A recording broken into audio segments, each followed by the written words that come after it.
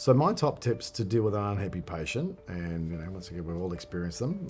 There's two sorts of unhappy patients. Ones that are standing in front of you in your practice, and then the ones that obviously from feedback or other feedback we've got, maybe you might be talking about over the phone. So the process is pretty similar for both.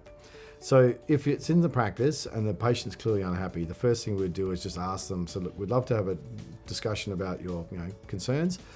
Could we mind go to the consulting room and have that? So take it away from the front desk. Obviously, you don't want it to be a public spectacle in that sense.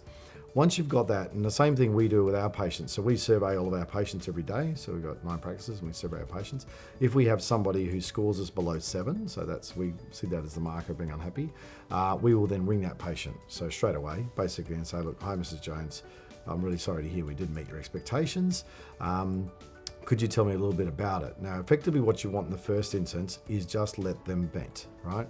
I'm really sorry that we've not, once again, that you're unhappy or we've not met your expectations. Could you please tell me about it? And just let them vent and just listen, okay? Don't interrupt. Don't tell them that they're right or wrong or anything else, because once again, it's in their opinion or in their view of the world. So you might think, well, there's nothing wrong here, but clearly, obviously, for them, there is.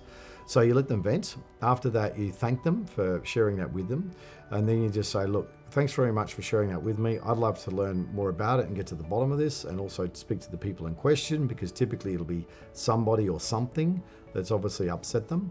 And just say, thanks, Mrs. Jones. Look, can I find out a little bit more about it? Can I please get your contact details? Could I ring you later today or tomorrow once I have found out more about it, and get back in contact with you? So you need to tell them what you're going to do next, not just let them vent and then you're going to go away and do nothing. So what we would normally do is say, look, can we get back to you? And we'll do that today. Like, don't a week, it's like today or this afternoon or tomorrow morning. So let them go in that sense. They've now got it vented, so now that's out of them, which is what you want. Go and talk to the person in question, because clearly there is probably something that's going on. You need to learn from this, from this experience. So talk to the person, learn about that as well. And particularly, this is the task of the practice manager, or it could be the practice owner. Once you've found out, obviously think about what things might need to change or have changed, or just the person's made aware of it, and then make a conversation, then contact the patient back. So, hi, Mrs. Jones, spoke to the person in question, we're really apologetic, we've taken your feedback on board, we've now changed the system or process, or, that person's now been made aware how that behaviour is not acceptable. We really, really thank you for helping us with this, okay?